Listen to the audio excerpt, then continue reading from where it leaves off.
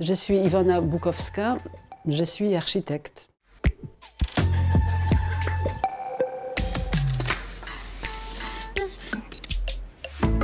Forcément, mais j'ai commencé mes études en Pologne.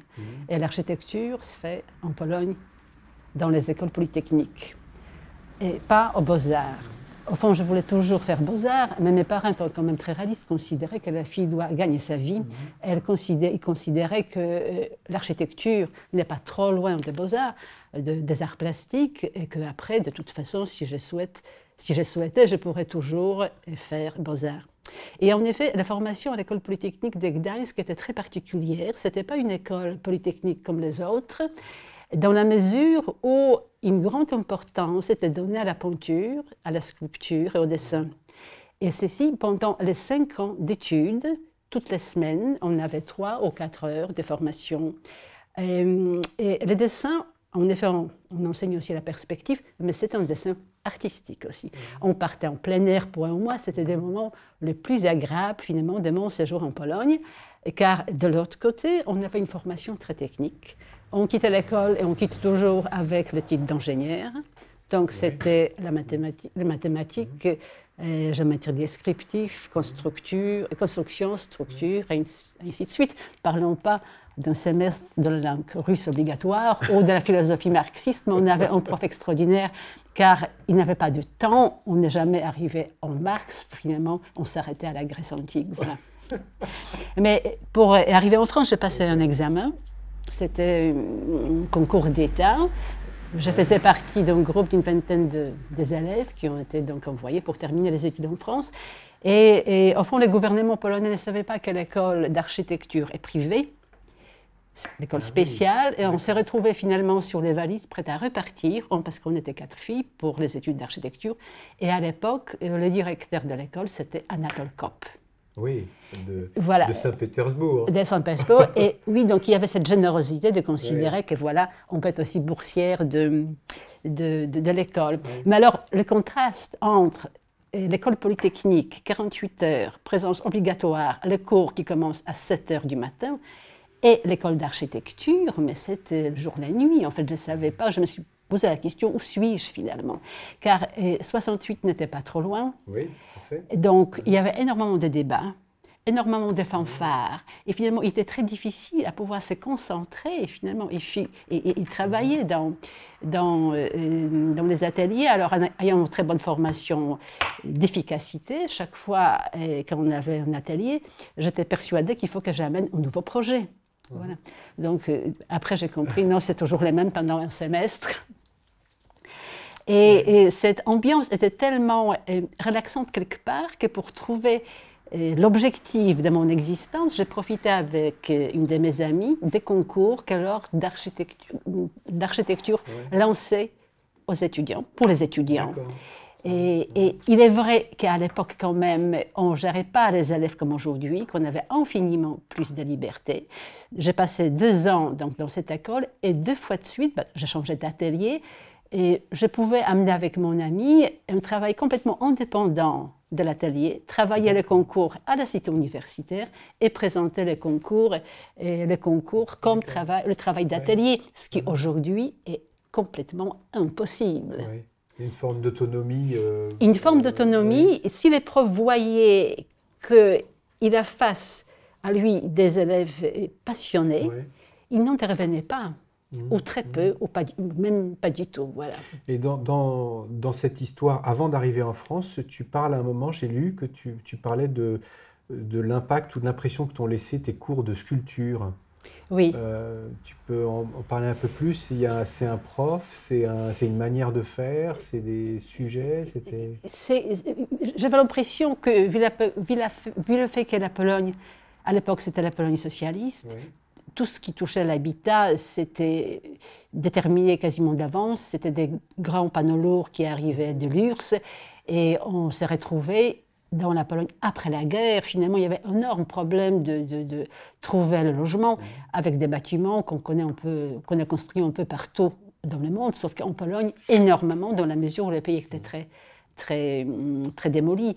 Donc j'avais l'impression presque que c'était la contrepartie des formations. D'un côté, c'était une formation très technique. De toute façon, le vrai projet, je n'ai pas pu avoir en Pologne, il commençait en 3e année, or j'ai quitté la Pologne à la fin de la 2e année. Donc il y avait ces exercices de préparation, préparatoire, voilà, une maison individuelle, peut-être des maisons accolées, on n'allait pas trop dans les détails, mais suffisamment loin pour qu'on puisse me dire, mais Madame Bukowska, ça vous pouvez faire à l'Occident et pas chez nous, ce qui était normal. L'école préparait quand même les élèves pour qu'ils épousent après les grands bureaux d'études d'État. Voilà. Donc, et tout ce qui était art plastique, pour nous, c'était un bonheur complet. Et la sculpture en faisait partie, mais aussi le dessin et la peinture. C'était quand même un plaisir énorme. Voilà. Et donc, quand tu arrives à l'école spéciale d'architecture, c'est quand même une école qui n'a pas connu la réforme de 68, puisqu'elle va toucher plutôt l'école des Beaux-Arts. Quand même. Je trouve que quand même dans la manière dont les profs s'est comportés, dans la manière dont les élèves s'est comportés, je trouvais que c'était une fête en permanence. D'accord. Une fête en permanence avec ces souvenirs de fanfare, mais c'était assez extraordinaire. Vous voyez, tu vois le contraste entre des écoles. Et d'un côté, donc, en Pologne, on m'enseigne, voilà, le dessin, la peinture, c'est quoi? C'est un trait, c'est la couleur, c'est la tâche, la manière dont on pose les pinceaux, et c'est la lumière. Et cette histoire, la lumière, ça m'a marqué aussi dans mon travail futur d'architecte. Oui, ça, c'est un des sujets importants de ton travail d'architecte, oui, tout à fait. Et à l'école spéciale d'architecture, il y a des professeurs que tu vas croiser qui vont te marquer plus que d'autres. Oui, bien évidemment. Et nous sommes arrivés en retard à l'école spéciale d'architecture suite au problème. L'année avait commencé, c'est ça? L'année avait déjà commencé, et Anatole Kopp a réservé 2 fois de places dans 2 ateliers différents. Oui. Et on était 4, on a jeté la pièce des monnaies pile ou face, et je me suis retrouvée chez René Gayusté. D'accord. Chez René Gayusté, et qui enseignait à l'école simplement 2 ans. Et j'ai appris après que c'était le moment où il avait une baisse des commandes, et finalement, c'est un moyen très intéressant aussi de pouvoir continuer à exercer son métier. Mais une fois quand les projets ont repris, elle a reparti, elle a quitté l'enseignement. Et c'est peut-être ça la suite de ces événements, sans doute heureux, parce que si ces événements n'auraient jamais eu lieu, sans doute mon architecture était différente. Le premier projet qu'on a à faire, c'est l'aménagement et avec René le dernier, l'aménagement du fort d'Ivry. Elle nous amène voir Jean Renaudy. À l'époque, Ivry, le centre d'Ivry n'a pas du tout l'allure d'aujourd'hui. Le chantier de Jean Renaudy est en cours, mais il est très très avancé. Et René, à l'époque, n'a pas réalisé des bâtiments qu'on cite aujourd'hui. Et à Ivry, il existe ces tours, il existe le bâtiment Spinoza, mais ce ne sont pas ces bâtiments-là qu'elle nous montre, ce n'est pas son logement qui était très bon qu'il nous montre, elle nous montre Jean Renaudy. Voilà. Et alors j'avoue, pour moi c'était un choc. C'était un choc, je ne savais pas si c'est beau ou pas, mais tout ce que je savais, que derrière, il y a une énorme liberté, cette liberté d'expression. Et c'est cette liberté, je pense, qui m'a marqué. Et encore en Pologne, à l'époque, quand j'étais au lycée, on avait des accès très difficiles à toutes les revues, les livres qui venaient de l'Occident. Donc, de toute façon, même les revues ici en France, j'arrive à l'école et tout est à la portée. D'ailleurs, on t'avait posé la question, est-ce que tu connais Mies van der Rohe? Oui, je ne connaissais pas. En revanche, je connaissais Wright. Parce que, ayant 16 ans, un ami, finalement, de mon grand-père, est resté à Londres après la Deuxième Guerre mondiale. Il envoie comme cadeau un énorme livre, Art Treasures of the World, voilà, les trésors d'art, etc. Et je tombe sur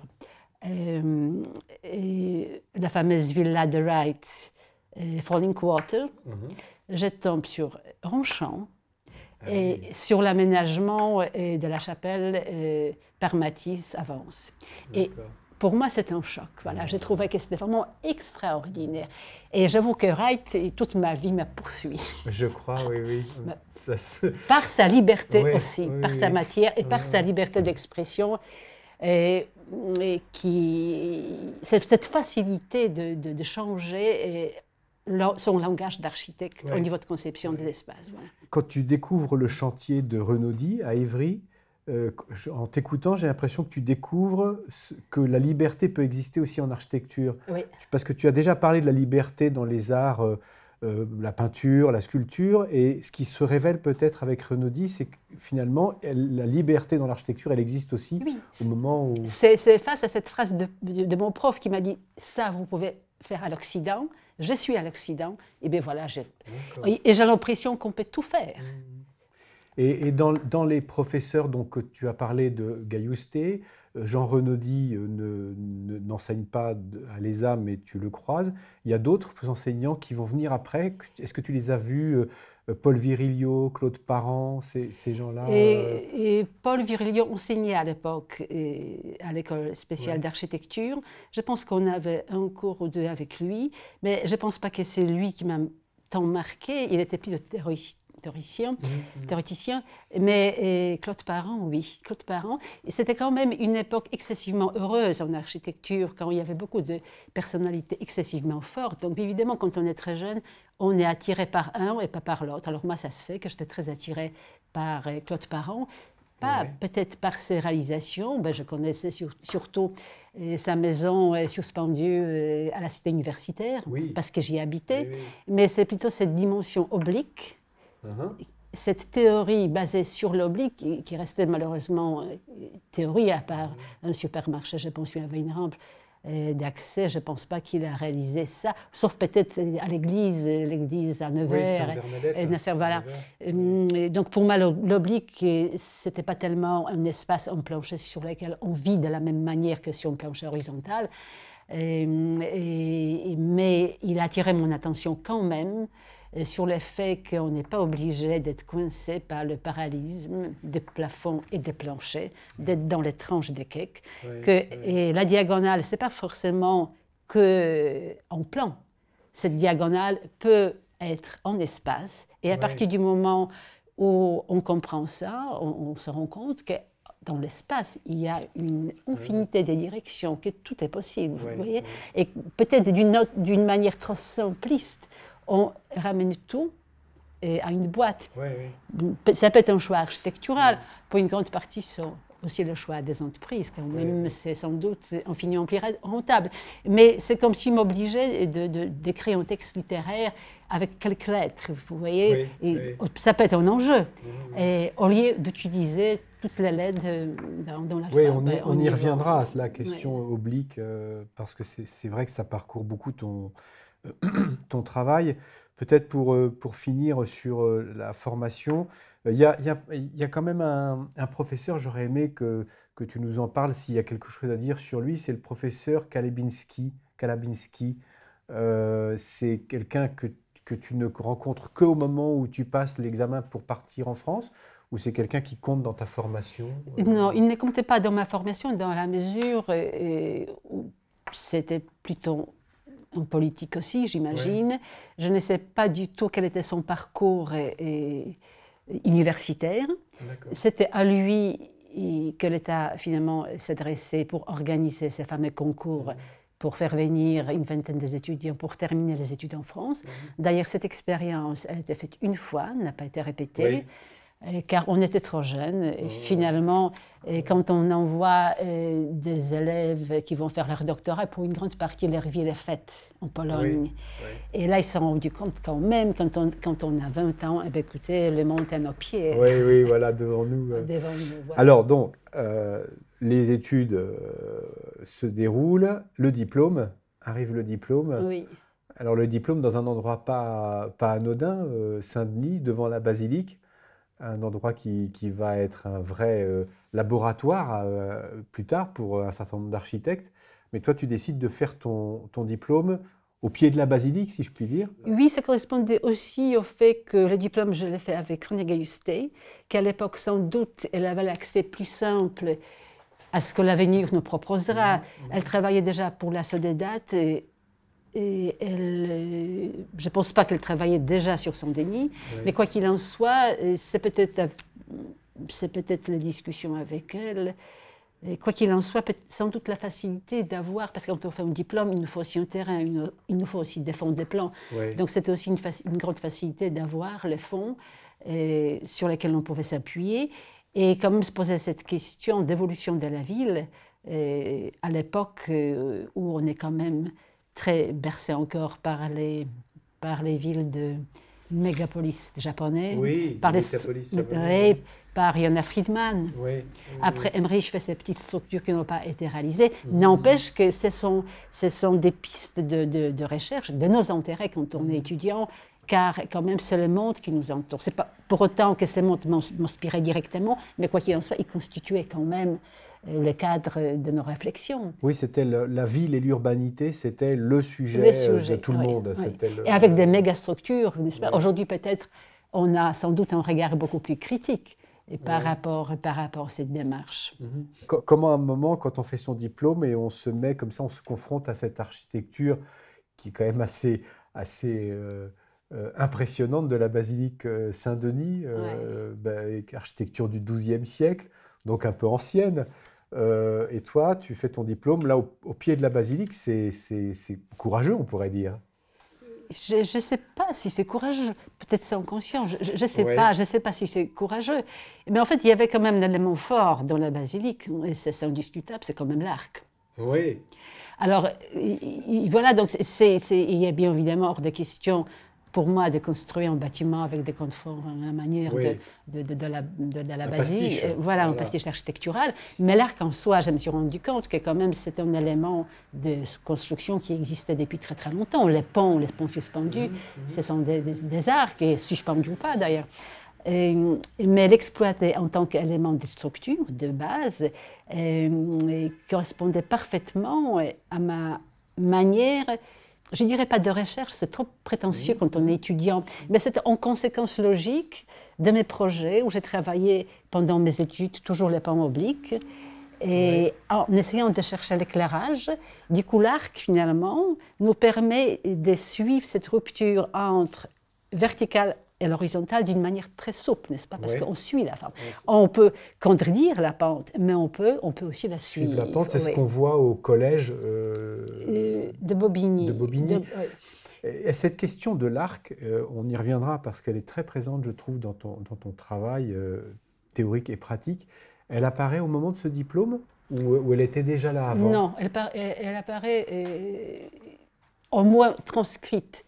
Et par un bâtiment bien précis au niveau des diplômes, au niveau de ces quartiers multifonctionnels, parce qu'on avait des bureaux, des commerces. L'arc est conçu en trois couches. Il y a plusieurs arcs concentriques qui se groupent. La partie extérieure qui suit les deux courbes, le plus grand, ce sont des logements. Et après, le plus petit, ce sont les commerces ou les bureaux, avec un passage à la manière de passage du 19e siècle, qui nous permettait d'installer un parcours piéton entre la basilique et le marché opposé. Voilà. Alors, bon, tu as 23 ans, le diplôme ne se réalise pas, c'est souvent, c'est pas le... Mais néanmoins, tu fais connaissance de quelqu'un qui va avoir un rôle important, qui va être ton premier maître d'ouvrage. Oui. Oui, en effet, René Gayustek, on organise la soutenance, et elle me dit, mais Anatole Kopp ne viendra pas. Il y a beaucoup de choses à faire. Il est peu probable que ce n'est pas le rôle du directeur de l'école. Et donc, j'ai comme invité mon maître d'ouvrage. D'ailleurs, elle a déjà l'invité une fois quand nous avons travaillé le diplôme, car je l'ai fait avec une amie, à la cité universitaire. Et donc, j'ai déjà visualisé ce monsieur.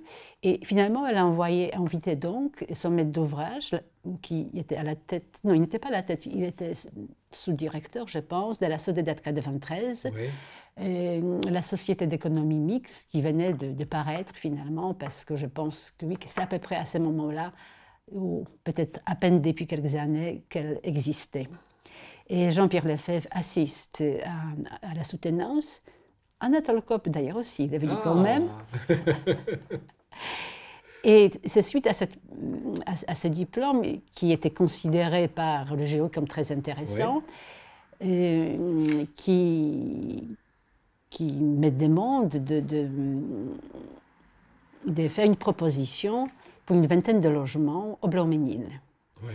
Et ça se tombe assez mal parce que finalement, étant boursière du gouvernement polonais, j'ai mon passeport de service, je suis obligée de rentrer en Pologne, de rendre mon passeport, parce qu'avec le passeport de service, je représente la Pologne, je fais partie d'un groupe très particulier de Polonais.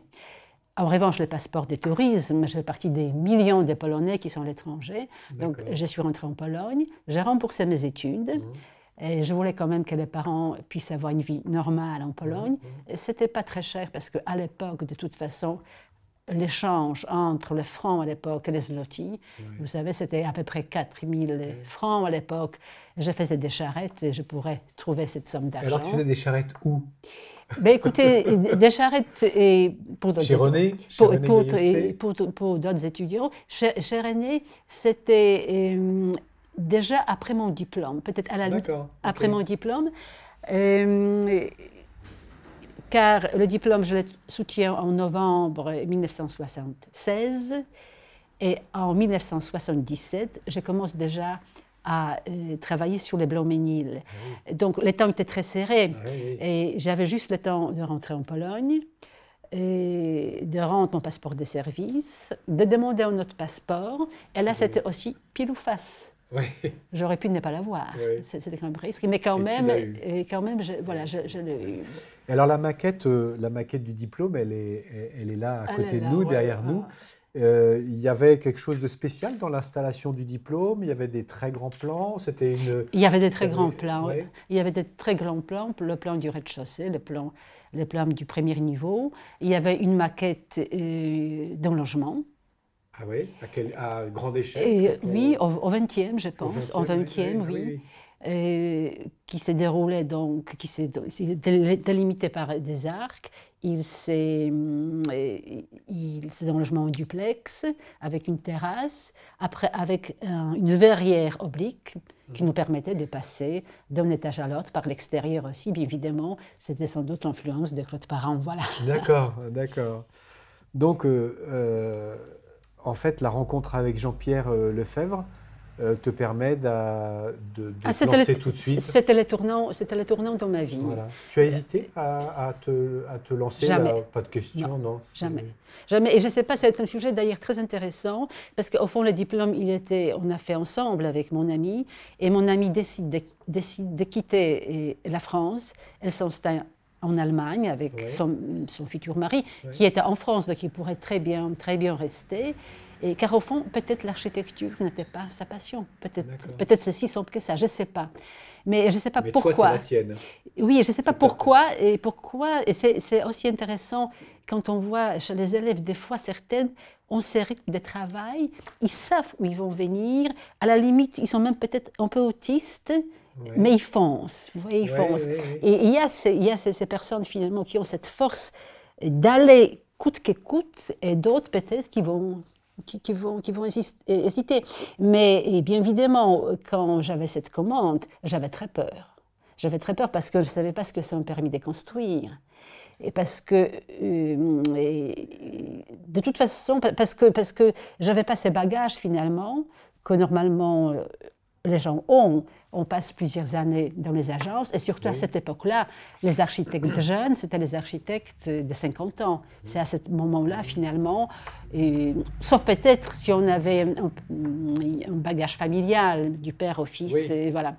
Et j'ai bénéficié d'ailleurs d'une autre chance, c'est le moment où l'État lance les concours d'architecture. Oui, on est en 78, on commence, la politique des concours commence à apparaître. Voilà. Et toutes mes réalisations et tous mes projets, en fait, surtout les réalisations, ce sont, à l'exception du Blau-Mesnil et peut-être du dernier projet, ce sont toujours des concours gagnés. Oui, on est au lendemain de la loi sur l'architecture, Ouais. 77. Tu t'installes en 78, si je me trompe. 77, je commence, et 78, voilà, j'ouvre vraiment. Et alors, avant de venir ici, on en parlera, qui est une de tes œuvres, hein, Mhm. où tu habites aussi, et donc l'agence est dans un des bâtiments que tu as construit. Où est-ce qu'est l'agence? Où est-ce que tu t'installes? J'habitais entre la place d'Italie et les Gobelins, dans une Ouais. petite rue qui s'appelle rue Truffaut. C'était en 2 pièces, avec 2 pièces en enfilade de 35 mètres carrés. Et donc, c'est là où j'ai travaillé. J'avais un système japonais Ah, mis sur les routes. Donc, mon matelas, quand j'avais des réunions professionnelles, je le rangeais dans le placard. Et d'accord. c'était impossible de savoir que c'était un logement. Voilà. Après, j'ai déménagé à Ivry, dans une boutique en bas d'Ivry, pour avoir quand même un vrai lieu de travail. C'était quand même infiniment plus simple. D'accord. Et en 1986, oui, j'ai déménagé ici. Ici, Voilà. dans cet immeuble-là. Oui. D'accord. Il y a de Les toute- longs sillons. Les C'est longs long sillon. Et ça vient d'où le terme long sillon? C'est le lieu dit. C'est agricole, non? C'est le Ça lieu fait des dit. sillons de la charrue? Parce que le terrain, il est excessivement étroit. Oui, hein. Et c'est peut-être à ça, c'est peut-être ça finalement qui Ça donne, qui- d'accord. ça qui est donné. Mais pour revenir encore au Blanc-Ménil,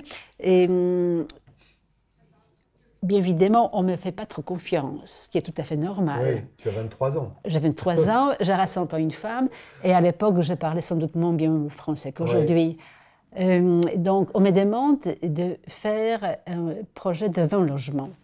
On me montre les sites, et voilà, on me dit, si vous avez 20 logements à faire, comment vous les faites? Alors, ces sites, c'est 6 hectares. Aujourd'hui, face à la gare du Blanc-Ménil, à l'époque, il n'y avait pas de gare, il n'y avait pas de halte. C'est un terrain couvert par des vergers, sauvages. Voilà.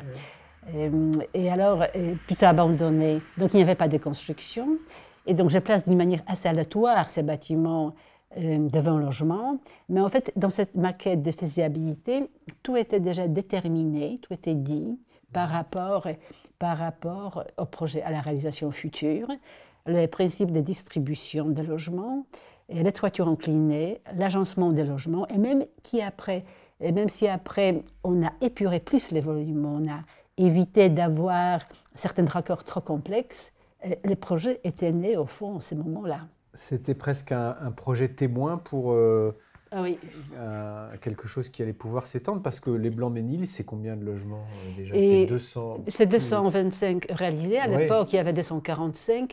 Mais il s'agissait finalement de faire pas le projet pour les quartiers, mais un principe de distribution, de spatialité, d'organisation de logements. Et ces projets, il était chiffré par l'économiste pour assurer le maître d'ouvrage qu'il peut donner le feu vert et que je peux m'insérer quand même dans la démarche excessivement difficile, car c'est quand même de l'habitat social. Ouais. Et cette maquette est toujours maintenant exposée dans la galerie d'architecture contemporaine à Chaillot. Oui, oui, tu m'as Voilà. dit ça, oui. De quoi tu es sûr quand tu te mets à travailler par rapport à ce que tu sais faire? Est-ce que tu peux... De la conception, de l'idée de base. Je ne suis pas Ouais. certaine de tous les détails qu'il faut résoudre, parce qu'on n'aborde pas de toute façon le projet par les détails, au moins d'exécution, n'est-ce pas? Les projets d'architecture. Les projets d'architecture. Ouais. Il y a un moment où les projets naissent, c'est-à-dire au moment où je me pose la question comment je construis, même les études de faisabilité, et je pense à un système libre, c'est-à-dire système pot-au-poutre.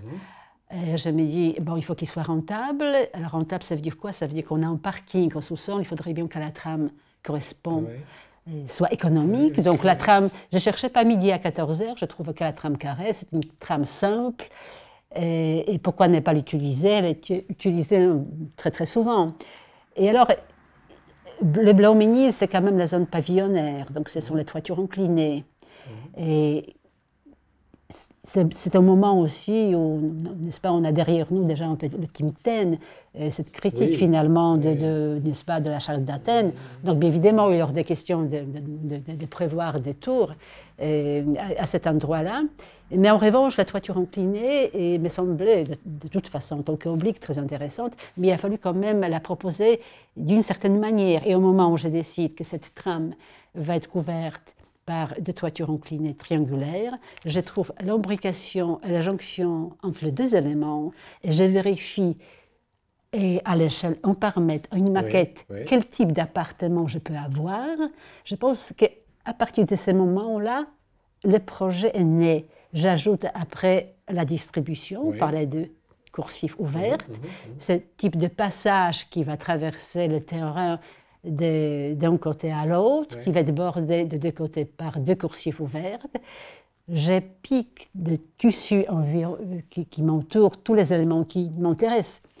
Donc la toiture inclinée, la charpente, donc les bois, et l'accès individuel au logement. On rentre directement de l'extérieur, des jardins, des terrasses, et bien évidemment à long terme la plantation, car finalement je voulais rendre à la nature ce que je lui enlevais, les vergers.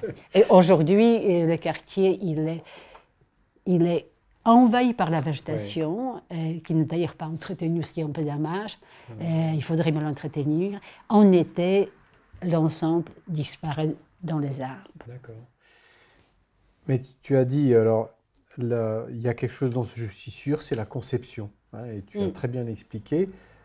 Mais à un moment, on passe à la réalité.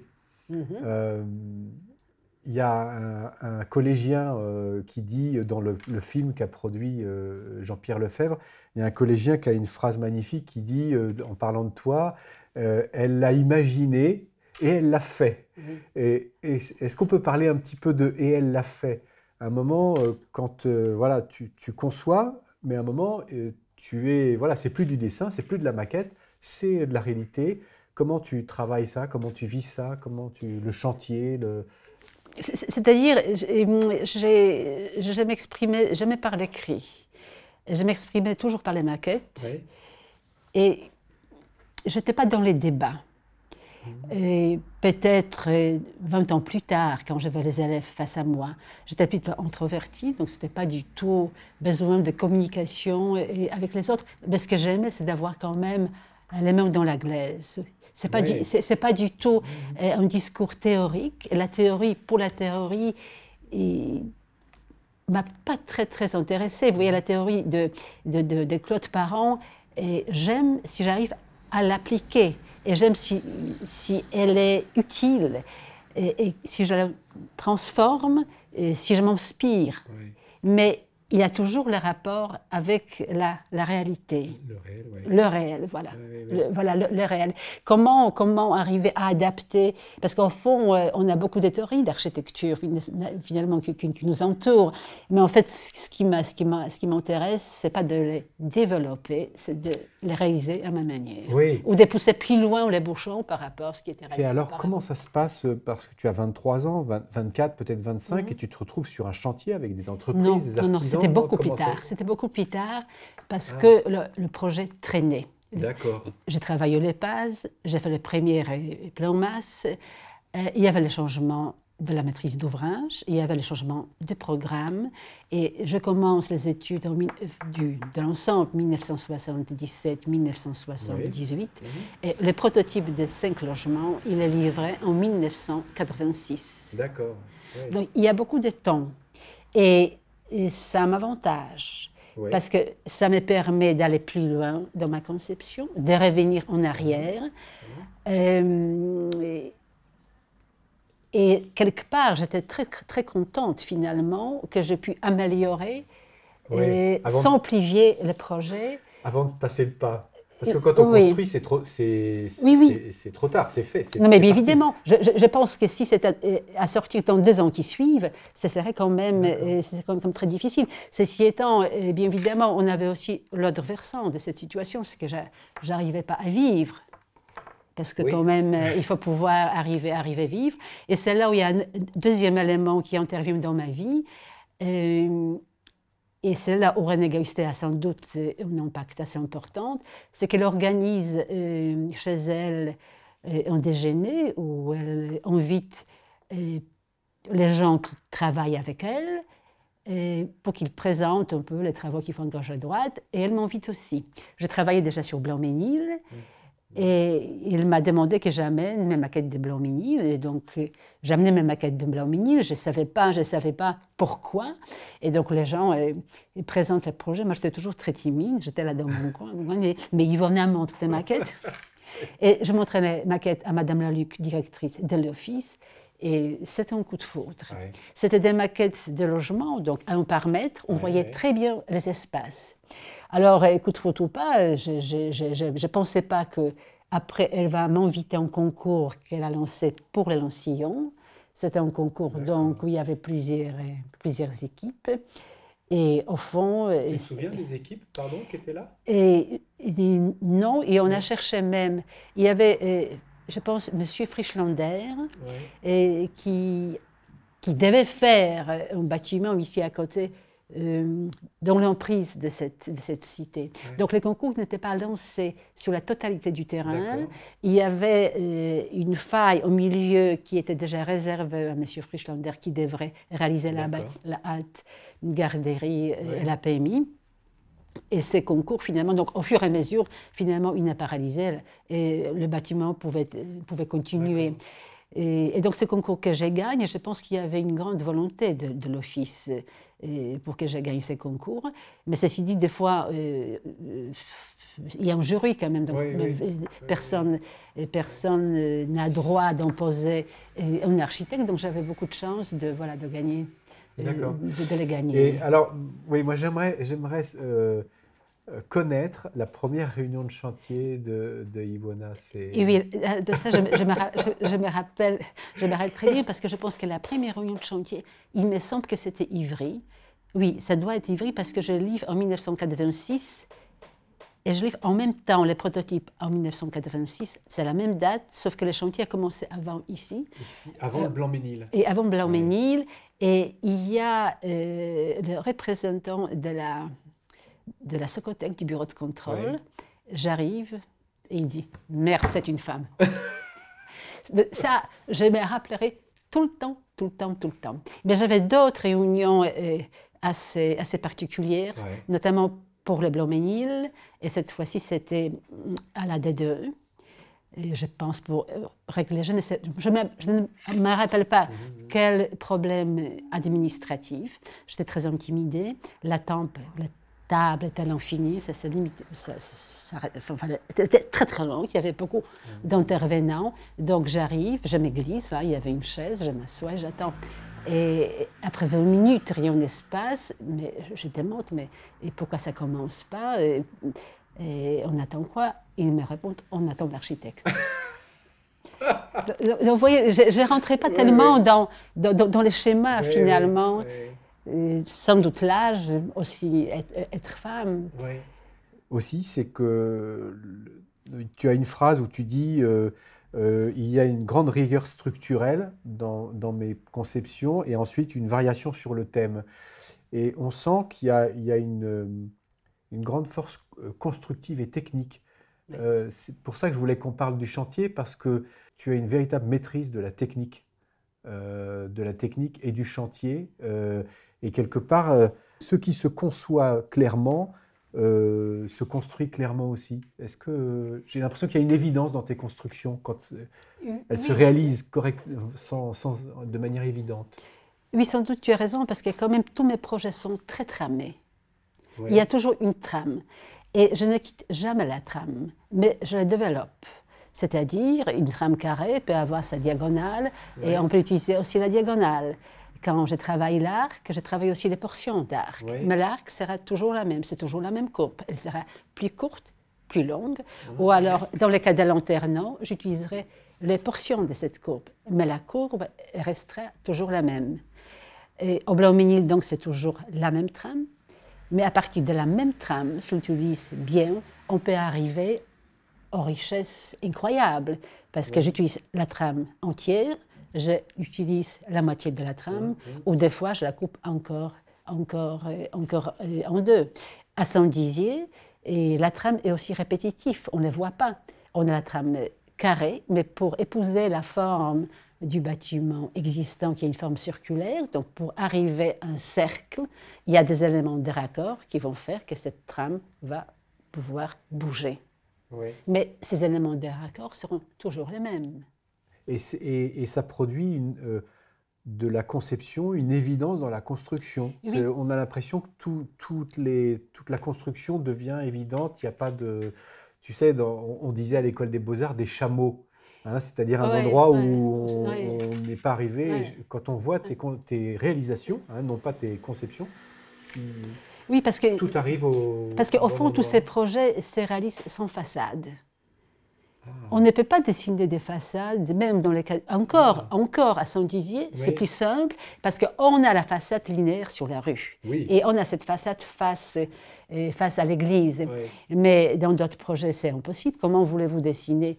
Et même si on dessine ici une façade qui donne sur la rue, mais vous avez tant d'autres qu'on ne peut pas dessiner, Oui. parce qu'il y a tant de directions qu'on aurait, même si on s'est positionné de la manière classique comme il faut, façade sud, façade est, façade ouest, on a après tant de plans qui se succèdent, tant de raccourcis finalement, de perspectives, parce que des directions changent. Je ne suis pas dans la logique orthogonale, et que c'est complètement impossible. Mais tous mes dossiers d'appel d'offres, c'est un cahier, un format A3 d'une vingtaine de pages, et tout est là. D'accord. Oui. Parce que la trame, elle est carrée, en fait pas forcément carrée, mais vu le fait que c'est un projet tramé, ça suffit simplement de dessiner tous les cas de figure qui vont se produire, positionner les fenêtres toujours selon des règles très strictes, et ça concerne aussi bien les grosses œuvres qu'après le détail. D'accord. Gros œuvre, second œuvre. Et c'est pour ça qu'on sent qu'il y a une logique d'emboîtement quand on regarde tes réalisations. On sent qu'il y a une logique d'emboîtement entre le gros œuvre et le second œuvre qui est redoutable, enfin qui est évidente. Qui est évident parce que chaque élément est étudié. Alors, je ne laisse aux entreprises aucune liberté. C'est-à-dire, je dessine tous les détails qui m'intéressent. Les détails qui ne m'intéressent pas, par exemple, si l'entreprise veut ferrailler la dalle béton d'une certaine manière, je ne vois pas les ferraillages parce que ça ne me gêne pas. D'autant plus qu'en France, la mission M1 est rarement donnée aux architectes. Cette mission où on dessine, où l'architecte dessine, ou les bureaux d'études plutôt, tous les détails. J'ai pu la voir une fois, en fait, c'est plutôt les bureaux d'études dans ces cas d'ingénierie qui les dessinent pour la maison des enfants, des forêts de la nature à Darnétal. Sinon, ce sont toujours des missions 1-2 où l'architecte dessine les détails qui l'intéressent. Voilà, donc, bien évidemment, si je ne vois pas la charpente, ça m'est strictement égal comment l'entreprise la passe. Ça n'a pas d'importance, mais tous les éléments qui me sont chers, je les dessine, y compris tous les garde-décors. D'accord. Que ce soit les extérieurs ou les garde-décors à l'intérieur. Parce que même, si vous voulez, il faut que le dossier de marché soit très précis. Même en ayant le dossier très très précis, on a toujours des problèmes sur le chantier, car de toute façon, on n'est pas dans la même optique. L'entreprise va toujours défendre son budget. L'architecte, l'architecture, et l'architecture, ça coûte. Oui, mais c'est pour ça c'est pour ça que le métier d'architecte est aussi le métier de chantier. Bien sûr. On ne peut pas imaginer faire juste un dessin et ne pas suivre le chantier. Pas les bâtiments. Voilà, on ne reconnaît pas les bâtiments. C'est même l'intérêt de ce travail. Est-ce que je voulais peut-être qu'on revienne un peu sur la manière de concevoir. On voit qu'ici autour de nous, il y a beaucoup de plans, il y a beaucoup de maquettes. Mais quelle est l'importance de la maquette dans ton travail? Est-ce que... Je pense que ce type de projets ne peuvent pas être réalisés sans maquette. Parce qu'il y a une grande complexité de juxtaposition de tous ces éléments, parce que les logements ne sont pas répétitifs. Et vu le fait que cette complexité de l'espace n'est pas limitée simplement au plan, mais c'est réservé aussi dans la verticalité à l'espace sous plan oblique, ces imbrications en volume il faut les contrôler. Donc, il est très important de dessiner les plans, mais à main levée, pas forcément des plans très très précis, mais simplement de voir si on peut, dans les maquettes qu'on essaye de voir en même temps, Oui. qui doivent répondre aux problèmes d'urbanisme, autant de problèmes Oui. finalement, parce que l'architecture, ce n'est pas une sculpture, mais il faut quand même pouvoir vérifier si les imbrications en volume qu'on souhaite avoir extérieurement fonctionnent bien sur les plans, et si ce n'est pas le cas, il faut revoir. D'accord. Et là, la maquette, dès le début, elle avant le dessin presque. Et les premières, c'est peut-être en même temps, oui. Mais ceci dit, les dessins sont très schématiques. Et les maquettes qu'on faisait, c'était les maquettes toujours en bois massif. On découpait, vu l'effet que, à l'exception du collège peut-être, vu l'effet que les éléments sont tramés, le bâtiment est tramé, c'est très facile de découper des modules, après d'essayer de les rassembler. C'est comme des logos quelque part. Oui. Il y a quelque chose qui résonne avec les cours de sculpture de Gdansk ou pas? Je pense. Je pense qu'il y a un rapport. Et même ces dessins, vous voyez, quand les profs vous disent la peinture, c'est la lumière, c'est le trait. Et voilà. Il y a un peintre qui m'a. D'ailleurs, c'est toujours la même personne qui m'a dit, en voyant le panorama du Blanc-Ménil, de la skyline, disant c'est le trait. Alors, je ne pourrais pas aller jusqu'au-là parce qu'on construit quand même des volumes, n'est-ce pas? C'est pas. Il y a une profondeur dans l'espace. Donc, mais pour certaines personnes. C'est même des volumes habités. Tu parles beaucoup, on pourrait venir là-dessus, de la 4e dimension à un moment. Hein, c'est-à-dire, c'est Bruno Zevi qui parle aussi de ça. C'est l'architecture comme un espace à expérimenter dans lequel on existe et on est, je crois qu'il dit, on est d'une part observateur mais aussi acteur. Tout à fait. Tout à fait. Comme cette fameuse phrase, l'homme veut voir, mais il veut être vu aussi. Voilà. Oui. Oui, ce sont des éléments très importants dans mon travail et je pense que ces éléments sont valables pour tous mes projets.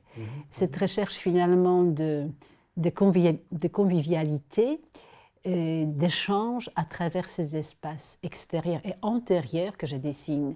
Il ne s'agit pas forcément de pouvoir se toucher, mais simplement de pouvoir se voir grâce au vide à plusieurs niveaux, grâce au décalage des mezzanines, et de pouvoir percevoir d'un seul point de vue le maximum de l'espace. Donc les couloirs seront toujours limités au strict minimum, et si elles existent, comme par exemple dans les laboratoires et bureaux pour l'INRA, ça va être quasiment des pièces à vivre, des pièces où on peut rester, on peut bavarder, qui vont dégager leur propre identité au point de vue de volume. Oui, alors je voulais revenir sur une autre phrase du jeune collégien dans ce film-là.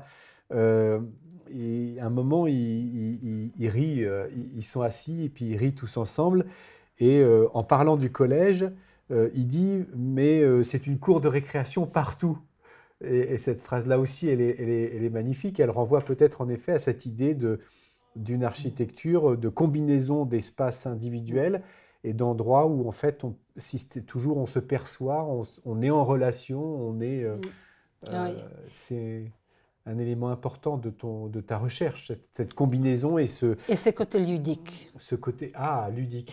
Oui, c'est côté ludique, mais les collèges constituent comme un bâtiment très particulier dans les programmes de concours qui étaient donnés. Et on nous a donné à l'époque, nous c'est la CEDEDA qui organisait les concours, des extraits de textes de Bruno Bettelheim de l'époque, Survivre. Oui. Et ces textes constituaient une critique incroyable des collèges, des bâtiments scolaires de l'époque, avec des longs couloirs à l'infini, où les restaurants constituent un lieu sordide à ne pas fréquenter, où les classes sont monotones et où on s'embête. Et finalement, les collèges constituent la réplique, sans doute quelque part, à cette critique. Autant il est linéaire le long de la rue, il abrite l'administration, mais aussi des classes d'éducation artistique. Il épouse après des courbes, une courbe légère finalement, qui va nous permettre de placer des couloirs avec des mezzanines, mais ce n'est pas un vrai couloir, c'est un espace qui est cadré par une belle verrière greffée sur les arcs. Cette verrière va recevoir en même temps des gradins par soleil, mais ça veut dire donc qu'au point de vue extérieur, on peut s'asseoir sur ces gradins et la cour ici, la cour centrée, se transforme en scène de théâtre. Voilà. Donc ce côté ludique, il m'était toujours important, peut-être même dans les cas d'habitat. Vous voyez, il faut se sentir bien dans les espaces. Dans lesquels nous vivons. Au fond, il faut construire un lieu de plaisir.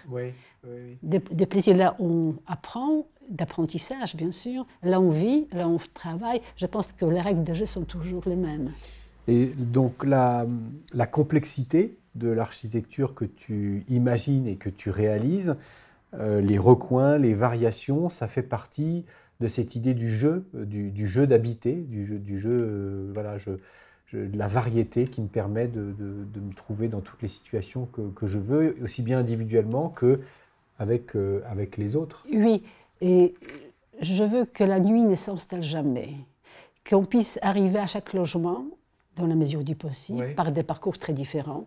À l'école, dans chaque classe, à partir de plusieurs ans, de pouvoir se voir mutuellement, si on peut, à partir d'une terrasse, vers l'autre, à partir d'un jardin vers l'autre, de distribuer ces logements par des coursives ouvertes qui vont surplomber finalement les niveaux de sol, où on peut parcourir le rez-de-chaussée au premier niveau. Donc c'est aussi notre rapport à la ville, un autre rapport à l'espace.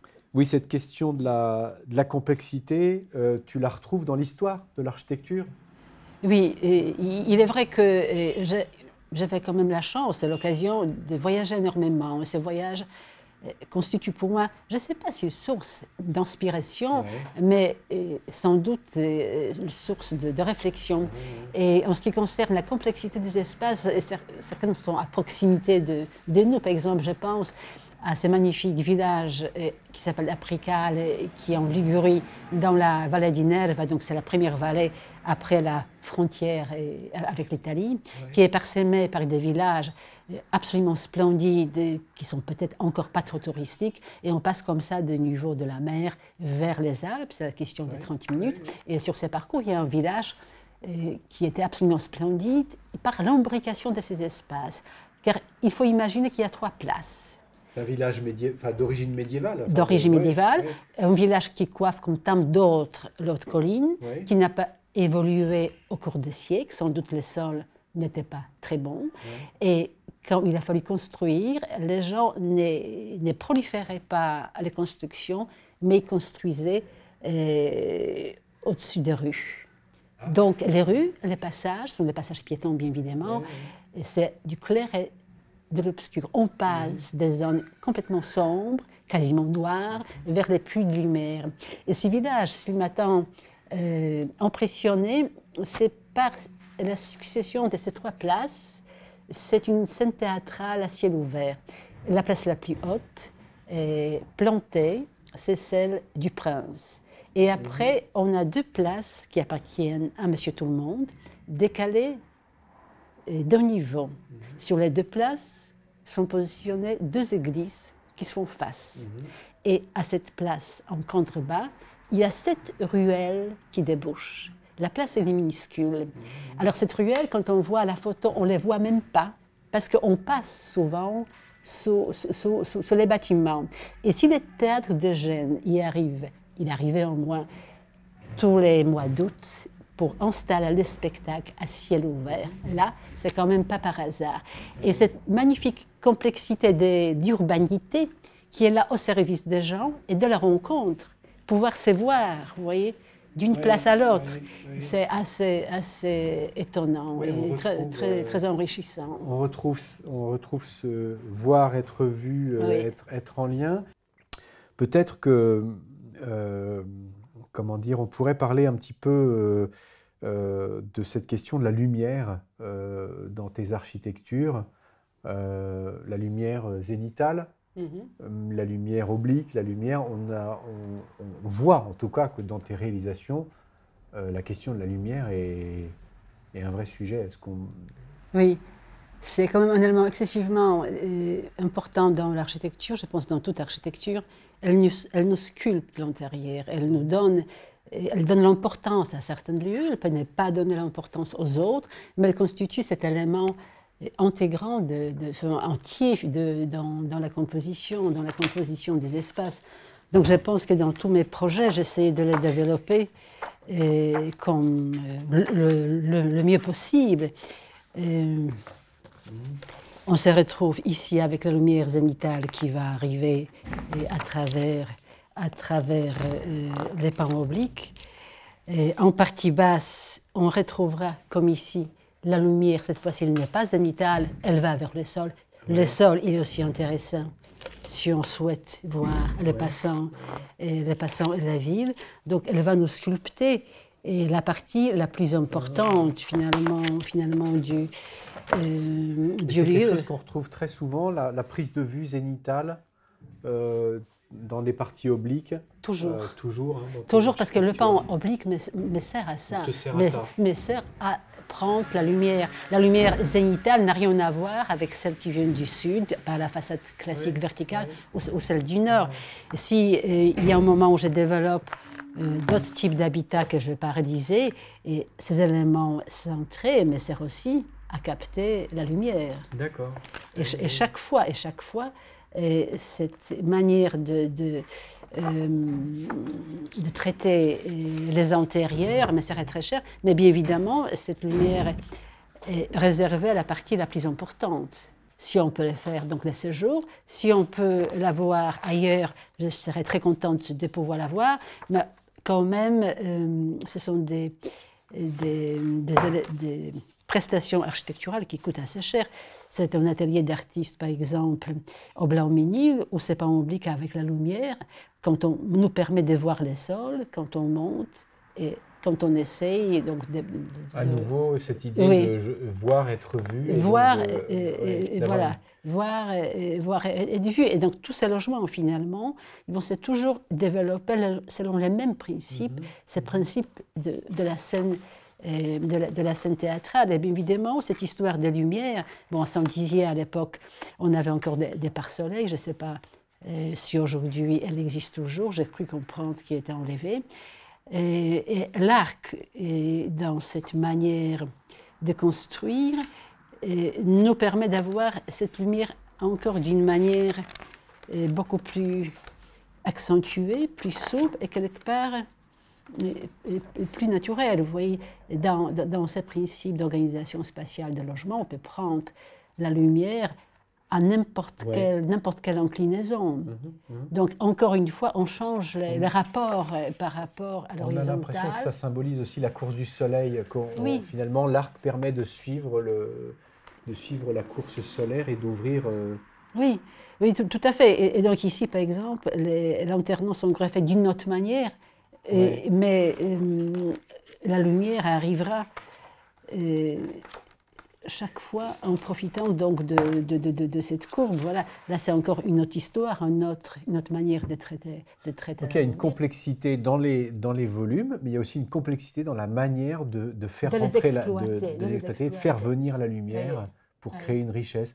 Cette question de complexité, on la voit en effet partout dans ton travail. C'est la réponse en fait que tu donnes un peu à cette question de ville et d'urbanité. La réponse que tu donnes aussi à la phrase de Bruno Zevi, c'est aussi une phrase qu'utilise Maurizio Vita, qui parle du labyrinthe et de Dédale.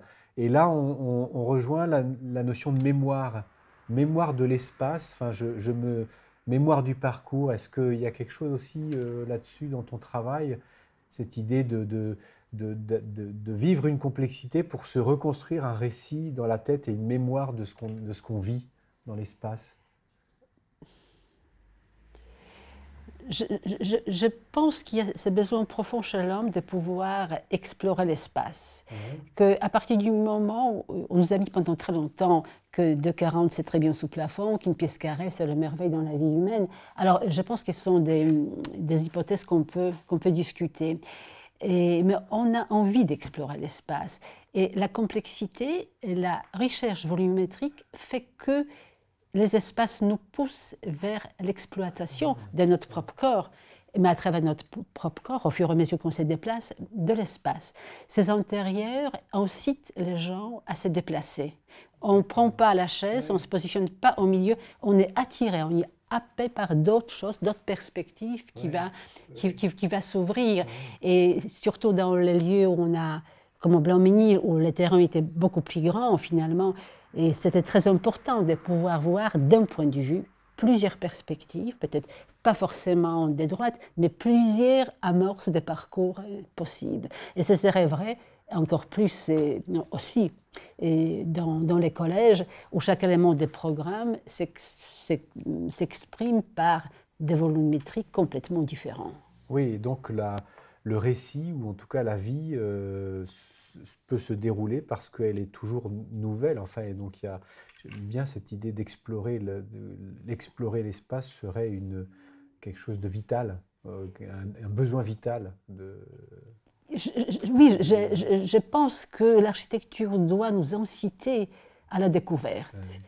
Et à partir du moment où c'est le cas, je pense qu'on évolue, je pense qu'on change aussi notre regard vers le monde, quoi qu'il en soit, notre attitude est créative. Et je pense que c'est peut-être ça l'un des enjeux de l'architecture, car c'est quand même le lieu où on habite, où on travaille, où on passe quand même notre vie, qu'on le veuille ou pas, soit à l'intérieur, soit à l'extérieur. Mais à l'extérieur, c'est quand même le négatif des volumes bâtis. Et même quelque part, dans les sites vierges, dans les sites naturels, l'architecture s'impose aussi. Cette fois-ci, non construite par les hommes. Alors, on a à côté de nous là, les maquettes d'études d'une de tes réalisations qui a été labellisée Architecture contemporaine remarquable dans le Grand Est. C'est les Toits Rouges, à Saint-Dizier. Saint-Dizier, oui. Est-ce que tu peux nous dire un peu l'origine de cette commande? C'est en 95, 96, si je ne me trompe pas. Comment ça arrive? C'est un concours? C'est un concours. Et le premier, c'est un concours qui était lancé pour 40 logements en 1990, où j'ai participé. Et ce concours était annulé suite, il me semble, au conseil de l'architecte conseil de l'époque, d'Éric Dubosc, car le premier concours, comme site, on posait un terrain d'un côté de l'avenue principale, une des avenues qui va vers le centre de la ville de Saint-Dizier. Voilà. Et probablement, le temps a fait qu'il était possible aussi de construire de l'autre côté de la rue.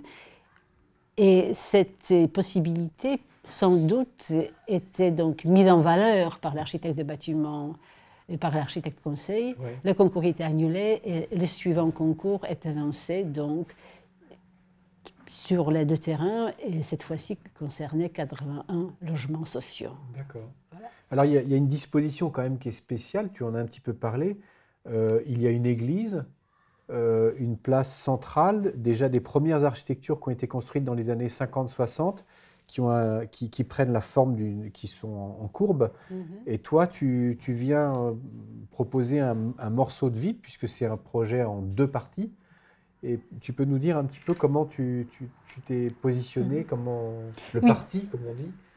C'est un lieu très particulier, car il s'agit finalement de pouvoir pénétrer dans la ville de Saint-Dizier. La perspective, c'est une avenue qui monte légèrement en pente, et se termine par la silhouette de l'église, je pense, du 19e siècle. D'accord. Et à l'endroit de cette église, à l'époque, existe une place. Cette place est circulaire, elle est délimitée par une route qui prend aussi la forme circulaire. Et elle est bordée d'un côté par un bâtiment des années 60, oui, de forme circulaire, une barre à plusieurs étages et quelques tours derrière. Mais en partie basse de ce terrain, les habitations n'ont rien à voir. On est plutôt à l'échelle des maisonnettes de Oui, ville, des c'est plutôt du pavillon, Oui. des maisons groupées, c'est plutôt les rez-de-chaussée, un ou deux niveaux. Donc finalement, dans cette conception, il a fallu quand même arriver à coudre peut-être le paysage urbain qui était très disparate et très hétérogène. Oui. Et c'est la raison pour laquelle finalement les bâtiments là, à la limite sud, je pense, de la ville où nous sommes proches, des maisons, des maisonnettes, les bâtiments reprend exactement la même hauteur, c'est-à-dire on est en rez-de-chaussée, en étage, et au fur et à mesure, quand on s'approche vers l'église, vers les bâtiments hauts des années 60, on reprend la hauteur, et pour faire disparaître un peu les bâtiments des années 60, même si on n'arrive pas à la faire disparaître, pour s'insérer dans les tissus existants, on reprend la courbe de ces bâtiments et on organise donc l'ensemble en projetant les anneaux concentriques finalement, qui vont reprendre la forme des bâtiments existants, mais en même temps qui vont proposer des spatialités complètement différentes. Oui, oui. Et il y a ce jeu de structures mixtes qu'on retrouve de temps en temps dans ton œuvre, béton et bois. Le béton va plutôt permettre de tenir la place, c'est ça? Oui et non. D'abord, je pense que c'est un problème acoustique. Oui. C'est-à-dire, l'avenue principale, c'est une avenue assez bruyante. Oui. Et les problèmes acoustiques, ils sont plus faciles à résoudre avec du béton, parce que c'est la loi de masse. Bien évidemment, on peut les faire en bois, mais ça n'a pas de sens. C'est très, très, très coûteux. Le bâtiment, en même temps, il est assez haut. Donc aujourd'hui, on a d'autres technicités. Quand on construit en bois, on a les panneaux CLT. À l'époque, on ne les avait pas, donc c'est la structure en bois. Et pouvoir respecter la tenue au feu des bâtiments, si on voulait les faire en bois, de cette taille-là, de cette hauteur-là, c'est quand même très, très difficile. Et ça ne pourrait jamais rentrer dans les prix, comme on dit. Et donc, à son disier, la structure de base, c'est-à-dire le plancher et la trame des poteaux, c'est en béton.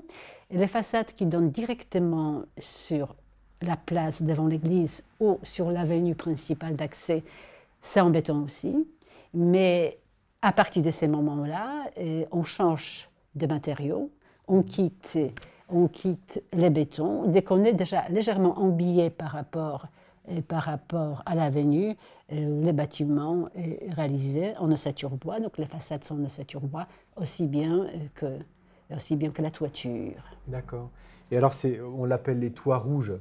C'est parce que les toits c'est fort probable. sont rouges, c'est après, oui. C'est à partir de ton... Ça, c'est plutôt les habitants. Oui. Et en fait, les toits, donc à nouveau l'oblique, te permettent de passer, que tu l'as dit, de la dimension urbaine sur la place à la dimension pavillonnaire, en descendant petit à petit, en offrant des vues à chaque personne. C'est ça. D'accord. C'est ça. Le fait que la trame tourne, tourne aussi. La trame tourne, mais... Comme un éventail. Comme un éventail, mais ce n'est pas une trame ouais. circulaire. Vous voyez, ici, c'est une trame logique, c'est une trame carrée, et ces éléments, ce sont des éléments de raccord, pour pouvoir avoir cette courbe face au bâtiment existant. Et à Saint-Dizier, il pleut. Souvent, il fait chaud. Et c'est ainsi, finalement, que les terrasses qu'on propose sont partiellement abritées. D'accord. Donc, par exemple, comme ici, la terrasse appartient à ces logements. La toiture, normalement, a simplement cette forme-là. Celle-ci, elle est rajoutée juste pour pouvoir bénéficier de la terrasse, même s'il pleut. Couverte, oui. D'accord. Ok, ça devait être quelque chose de gagner un concours comme ça en dehors de Paris, parce que tu as surtout travaillé ici à Ivry, à Blanc-Ménil. C'était un endroit un peu nouveau. Oui, bien sûr, bien sûr, mais je ne suis pas tellement attachée à la région parisienne. Je pense que j'aurais souhaité un peu réaliser les bâtiments dans le monde entier. Ouais. Et pour tout te dire, l'architecte ne choisit pas la commande. L'architecte fait des concours et il est très content s'il les gagne. S'il les gagne. Ah oui, j'ai le travail réservé au paysage, l'urbanisme pour les ports de Bayonne, c'était quand même encore une histoire différente. C'était Ouais. quand même encore beaucoup plus loin. C'est la fin de la France, quelque part. Ouais. Et cette opération donc à Saint-Dizier, tu as eu l'occasion d'aller la visiter, de rencontrer à nouveau les habitants, ou tu as un témoignage d'habitants Non. Non. Donc je pense que après, pendant les premiers 10 ans, on retourne sur place, Ouais. parce qu'on a toujours des problèmes de fuite ou Ouais. autres. Et au fond, les bâtiments en France sont toujours soumis à la garantie décennale. Ouais. Et pendant ces 10 ans, l'architecte, Ouais. il est toujours responsable de ces bâtiments. Et normalement, quand on a 9 ans et 11 mois et 3 semaines, on reçoit la dernière lettre recommandée où on vous dit « Madame, il y a une fuite quelque part ». Voilà. Mais c'est comme ça que fonctionnent les bâtiments. Ouais. Après, je suis jamais retournée. Et pour tout te dire, j'ai un peu peur parce que on a peur, on est un peu inquiet à savoir comment le bâtiment a vieilli. Ouais. Je sais que les pare-soleil étaient enlevés. J'ai vu ça sur une photo satellite. Ouais. Et je ne sais pas, mais je pense que je profiterai peut-être d'un voyage encore pour voir comment l'opération a vieilli. Je sais que l'office voulait la rénover. Ouais. Et j'ai rencontré la dame, la directrice de l'office, il y a 3 ans. Non, c'était déjà au début du Covid. Je pense que je serais très contente maintenant de la revoir. Ouais. À l'époque, je ne pouvais pas me concentrer trop sur Saint-Dizier car mes 2 opérations majeures, le Blanc-Ménil et le collège, étaient menacés de démolition. Ouais. Donc on était en combat et en bagarre pour sauver les 2 opérations. Pour continuer, c'est le rapport à ton œuvre, mais aussi le rapport à l'architecture au sens large. Travailler sur une architecture pour la transformer, ou que d'autres travaillent sur ton architecture pour la transformer. Tu l'as dit, il y a eu des risques sur ton œuvre, mais toi, au-delà de ça, comment tu vois le travail justement de l'architecte qui intervient sur la ville, une ville qui a déjà été travaillée par d'autres architectes, et comment aussi d'autres architectes travailleront sur ton œuvre. Oui, alors moi j'ai une attitude très extrême. Oui. Et je considère qu'ici l'architecte qui a conçu l'œuvre, qui a construit les bâtiments, vit encore, et s'il a envie de s'en occuper, eh bien, il faudrait bien qu'il s'en occupe. Parce que quand on me raconte aujourd'hui que le Blanc-Ménil est compliqué maintenant pour d'autres architectes, mais il n'est pas compliqué pour moi. Blanc-Ménil, je la connais par cœur. Tu l'as expliqué. Et je trouve qu'il y a quelque chose au niveau de la loi qui ne fonctionne pas en France. Car le maître d'ouvrage a tout à fait le droit de faire travailler les architectes qui ne sont pas à la base de la conception.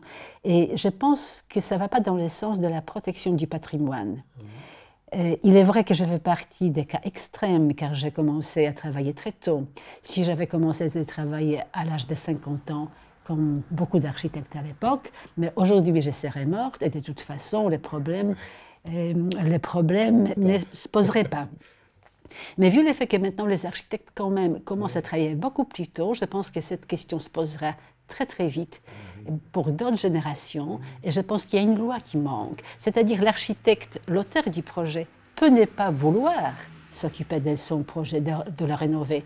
Et ce n'est pas forcément un plaisir peut-être pour lui, mais s'il souhaite, je trouve qu'il faudrait bien qu'il le fasse. Et en même temps, l'architecture étant quand même encore un objet pérenne, un objet qui s'installe dans la durée, et ça paraît normal, évident qu'on soit amené à retravailler, revenir, transformer. Bien sûr, bien sûr.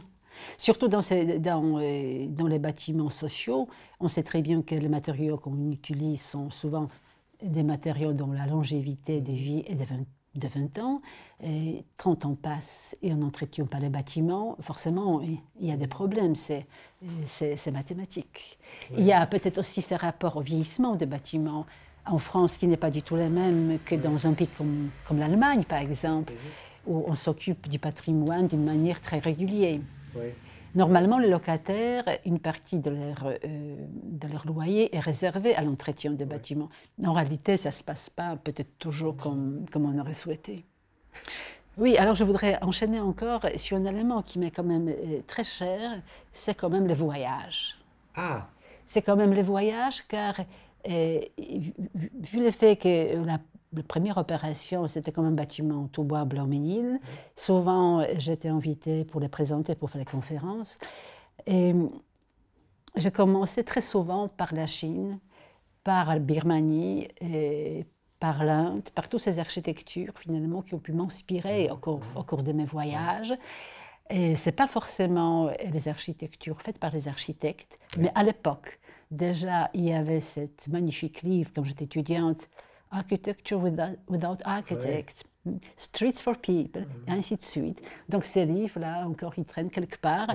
Et je puis sillonner le monde, et le monde entier, en suivant ces quelques images, finalement, que j'ai pu piquer dans ces livres, comme par exemple les maisons creusées dans la laisse en Chine, qui se déroulent autour des passions, et Umzab, quelle leçon d'architecture, voilà, avec la fameuse mosquée dont s'inspirait Le Corbusier. Et j'avoue que tous ces voyages ont infiniment développé, je pense, mon regard sur l'architecture. C'est des voyages qui commencent déjà dès le premier, c'est-à-dire la Pologne vers la France. Vers la France, après. Et ensuite, pendant les études aussi. Ben oui, on voyage à l'époque en stop. On dormait à la Belle Étoile ou dans les auberges de jeunesse. Les charters n'existaient pas à l'époque. Les trains étaient trop chers. À l'époque, j'avais le passeport pour les pays européens. Donc, de toute façon, j'ai m'arrêté en Turquie parce que Constantinople, l'Istanbul, fait partie quand même de l'Europe. Et donc après, il a fallu que j'attende 33 ans, l'année de ma nationalité française, pour que je puisse voyager plus facilement et voilà, dans le monde entier. Et étant architecte et mon rêve, comment on n'est pas allé au moins 3 fois aux États-Unis en suivant ces périples finalement à la recherche de ces maisons qui a constitué quand même un des plus beaux voyages dans ma vie. Et ce sont des voyages après qui deviennent très intéressants. Par exemple, là, c'est une conférence que j'avais pendant, en fait, le sujet, c'était eau et architecture, où plusieurs architectes se sont exprimés dans moi. Et j'ai trouvé ça quand même assez fascinant, vous voyez, cette fois-ci, de parler de l'eau et d'architecture à travers donc, toute cette collection des images, que ce soit dans l'EMSAB, la récupération d'eau pour irriguer les champs, ou alors les caissons des jardins, et tous ces architectures vernaculaires sur pilotis, ou pas, ces ponts magnifiques, voilà, réalisés dans les mondes entiers. Ou alors, l'avantage, quand on parle de l'eau, on parle forcément de la manière dont les villes sont positionnées. On ne vit pas sans l'eau. Donc, ces tonnes d'images, encore que je garde, m'ont toujours servi à... Je ne sais pas s'ils m'inspiraient directement, mais quoi qu'il en soit, me permettait de partager d'autres visions d'architecture, au moins avec mes élèves. Et cette relation à l'eau, on n'a pas parlé de Sopot. Oui, ben oui. J'ai lu, c'est la plus grande jetée en bois sur la mer, 500 mètres. Oui, c'est vrai. C'est ma ville natale, et c'est une ville de villégiature allemande entre les deux guerres, parce qu'à l'époque, la Pologne, Gdańsk, c'était la ville libre, on accédait en Pologne par un couloir. Il y a donc le port de Gdańsk, ancien, qui était divisé donc, entre l'Allemagne et la Pologne, et Gdynia, le port que la Pologne, entre les deux guerres, a construit, et entre les deux Sopot, c'est ce lieu de villégiature qui avait la particularité, quelque part, d'être construit par des maisons, je ne peux pas dire d'art nouveau, mais quoi qu'il en soit, une architecture très particulière. C'était des maisons isolées où on avait une grande cage d'escalier et trois logements se développaient en vertical avec 3 façades d'éclairage, donc c'était assez riche. Et ces maisons étaient très différentes les unes des autres. J'habitais dans une de ces maisons, c'était placé dans les énormes jardins, la forêt était proche d'un côté et de l'autre côté la mer. Et je pense que ce sont aussi ces souvenirs d'enfance qui reviennent tôt ou tard quand même. C'est peut-être l'idée écologique d'avoir toujours des lieux très très plantés. Et cette présence de l'eau dans ma vie ici parisienne m'a marqué, m'a manqué énormément. Le premier voyage en stop, c'était quand même Mont-Saint-Michel. C'est bien ça. Et tu as une phrase, du coup, ça me fait penser à un moment, tu as une phrase où tu dis avoir le regard éclectique et critique. Et quand tu parles de ces villes-là à Sopot, on sent... ça me fait penser à l'éclectisme, mais qu'est-ce que tu entends par ce regard éclectique et critique? Et cette différence, cette richesse, peut-être n'est pas forcément très belle. Ce n'est pas une évidence. Ce n'est pas une évidence, mais ce qui ressort quand même, cette volonté des générations qui a construit ces maisons d'arriver à une grande générosité des espaces. Parce que quand même, ces bâtiments, ces appartements, c'était quand même 3,20 m sur plafond. C'est pas rien. C'était des appartements qui se déroulaient souvent en défilade, en fait. Et la cuisine était côté à l'entrée sans doute pour la bonne. J'imagine. La desserte s'effectuait par un couloir d'une quinzaine de mètres carrés qui était très large. Donc c'était déjà ça, une pièce. Voilà, une pièce à vivre.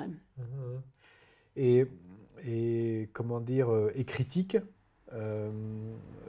c'est le regard de l'architecte, c'est-à-dire cette variété, l'observer de manière critique pour en produire quelque chose, pour produire le projet, pour produire la... Oui, mais je pense qu'on se promène quelque part, on regarde l'architecture, au moins moi, je garde toujours un regard critique, forcément. Et je ne visite pas les bâtiments qui me déplaisent. Je trouve que la vie est trop courte pour ça. Et ceci étant, avec les étudiants, on avait toujours 4 jours de voyage quelque part dans une ville européenne. Donc, logiquement, en tant que prof, surtout d'autres profs préparaient toute une liste de bâtiments à visiter. Et si j'étais seule avec les étudiants, je pense qu'une partie, finalement, je ne pense pas que j'aurais montré. J'aurais trouvé quand même qu'il y a peut-être d'autres bâtiments plus intéressants. Mais je comprends parfaitement, quand on est étudiant, il faut apprendre l'histoire d'architecture, et on est parfaitement dans ces critères. Mais je pense qu'il faut surtout avoir un regard critique. Un regard critique, l'histoire, mais avec une distance critique. Et alors, justement, on parle un petit peu de l'enseignement. Ça fait partie aussi de ton travail. Tu as enseigné à l'école d'architecture et de paysage de Lille. Mon rôle était quand même excessivement modeste. J'étais vacataire, donc l'obligation, c'était 140, ça dépend de l'année, soit 140, soit 160 heures par an, c'est rien. C'est un semestre. Ou alors une journée. Ou alors 2 semestres, si c'est simplement moins d'heures. Et je suis rentrée par une toute petite porte, car l'architecte Éric Dubosc était nommé à Lille, et il était très enthousiaste par rapport, sans doute tu les connais, les structures métalliques. Voilà, et les procédés sèches. Voilà, donc, il s'occupait finalement de la construction en métal, et il voulait que je l'aide et que je parle un peu de l'architecture en bois. Et ça rentrait parfaitement dans les sujets de son atelier, et procédés sèches. Voilà, c'était la 5e année, et je pense que c'était peut-être la période la plus agréable à Lille, car on n'avait pas encore de semestrialisation. Et c'était après, donc on avait toute une année avec les étudiants, et c'était sans doute le projet le plus intéressant que j'ai pu avoir et faire travailler des élèves. Je pense encore, mais voilà, c'est mon projet préféré. Projet des diplômes, un pont habité. D'accord, un pont habité. Ouais. C'est un étudiant de Lille qui a fait ça avec toi. Et donc on voit qu'en fait, Éric Dubosc, il t'interpelle sur la question de la construction, et notamment de la construction bois. À l'époque, ce que tu construis en bois, c'est presque en avance. Oui, à l'époque, on ne faisait pas du bois, bien sûr. On est en 85-86. C'est pas l'habitude. Non. Et d'ailleurs, au Blauménil, j'étais obligée de construire un prototype de 5 logements pour pouvoir montrer aux habitants, à la municipalité, que c'est une bonne démarche. Oui. Nous sommes d'ailleurs allés avec les représentants du conseil municipal à Rotterdam. Il y avait un petit projet de Bakema qui était construit à l'époque, à peu près la même échelle, à Rotterdam, quelque part, au bord de la mer. Je pense qu'aujourd'hui, j'aurais du mal à le retrouver. Et c'était assez étonnant parce que le conseil municipal, après vote, n'est-ce pas, et toutes les personnes âgées qui ont vécu la Deuxième Guerre mondiale votaient contre, car le bois, quand même, pour eux, c'était les cités de refuge. Oui. Et tous les jeunes votaient pour. Et puisqu'on réalise pour les jeunes, eh bien voilà. On a réalisé en bois. On a réalisé en bois. Et le vote était démocratique, ce qui peut-être n'était pas si évident que ça à l'époque. Oui, tout à fait. Voilà, donc... Et alors l'enseignement, ça s'est arrêté ou tu continues à enseigner? Non, je continuais. Je commençais en 2000 et finalement, j'ai travaillé, et encore il y a 3 ans. Oui. Et ben après, à l'école, il y a toujours une limite d'âge dans l'école publique. À partir d'un certain âge, on ne peut plus enseigner. J'enseignais un peu à l'école de Versailles, c'était pendant 2 ans. Après, j'ai changé d'année. L'école a changé aussi des profils, on avait la semestrialisation, donc ça marchait toujours d'une manière assez particulière, c'est-à-dire on a un chef de l'année et après une dizaine de profs, et chaque prof a ses 20 logements, pardon, 20 étudiants, 20 étudiants, et donc on est obligé de suivre les sujets donnés, mais quand on est face aux étudiants, on a quand même beaucoup de liberté. Oui, tout à fait. Ouais. Tout à fait. Il y a tes collaborateurs, pour certains que j'ai pu croiser, m'ont quand même dit que, je m'adresse à l'enseignante que tu es, hein, que c'est avec toi qu'ils ont appris à construire. À qui a dit ça? C'est étonnant. Dis-moi.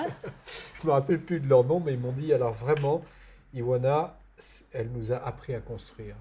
Et à quelle occasion as-tu vu mes élèves? Parce que j'ai eu l'occasion d'en croiser un. Bon. Et qui avait vraiment ce souvenir que voilà, tu étais quelqu'un qui lui avait appris le rôle concret, enfin la construction au sens noble du terme. Hein, voilà. Mais il y a beaucoup d'enseignants qui essayent de laisser leur empreinte d'architecte, d'écriture architecturale sur les élèves. C'était jamais mon cas. Je pense que chaque étudiant a sa propre sensibilité et qu'il m'appartient comme prof de lui montrer les possibilités que le XXe siècle nous a laissées. Entre Wright et Mies van der Rohe et Le Corbusier, il y a quand même peu d'éléments communs, n'empêche qu'ils sont quand même des architectes très intéressants. Donc j'espère de ne pas avoir brimé aucun étudiant, mais je suis quand même très contente car je pense que je suis parvenue à faire passer ma passion de l'architecture et peut-être c'est la chose la plus importante. Alors s'il fallait tout recommencer, tu changerais de métier? Non, jamais. Jamais, mais j'avoue, ça, on n'enseigne pas, que c'est un métier quand même très difficile. Très difficile dans la mesure où on n'enseigne pas quand même tous ces côtés commerciaux quand même. Vous voyez, je ne sais pas si mes étudiants, ceux que j'ai trouvés les plus intéressants, les plus doués, est-ce qu'ils arrivent à construire? Est-ce qu'ils arrivent à signer leurs projets? Ou est-ce que leur nom disparaîtra de l'histoire d'architecture? Or, il avait tout pour faire des œuvres magnifiques. Et c'est ça, je pense, le plus grand problème dans ce métier. Parce que autant un écrivain peut écrire son livre et aujourd'hui il peut le distribuer sur Internet. Un peintre, bon, il lui faut quand même de l'argent pour acheter du matériel, le sculpteur aussi, mais l'architecte, bien sûr, il peut être dans la théorie, mais l'architecture, ça se visite, on y rentre, et aucune maquette peut donner cette émotion qu'on a quand on est à l'intérieur d'un bâtiment. Et ces émotions, c'est quand même assez étrange. Chaque fois quand je suis à Berlin, chaque fois, il faut absolument que j'aille voir la Philharmonie de Scharoun. Oui. Pas l'extérieur, l'intérieur. L'intérieur. Cette émotion, c'est extraordinaire.